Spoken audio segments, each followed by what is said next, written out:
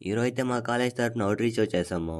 ఎలా వెళ్ళాం, ఏం చేసామని చూపించేస్తే వీడియో లాస్ట్ వరకు చూసేయండి. ఇంకా మ్యాటర్‌లోకొస్తే మేమైతే కాలేజ్ వ్యాన్‌లో వచ్చాము.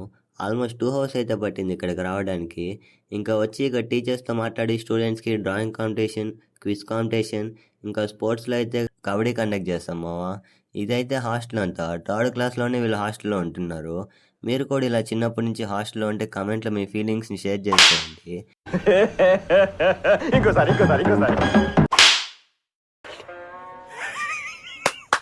ఈ అమ్మ ఏం ఫీల్ ఉండదు మామయ్య. ఇంకా అన్నీ కండక్ట్ చేశాక వాళ్ళకి ప్రైజెస్ అండ్ సర్టిఫికేట్స్ అయితే ఇచ్చేసాము. ఇంకా రిటర్న్‌లో ఆకలి వేస్తా ఉంటే దారి పక్కన ఈ కాయలైతే తీసుకున్నాము. ఇంకా హోటల్‌కి అయితే వచ్చేసాం మామ.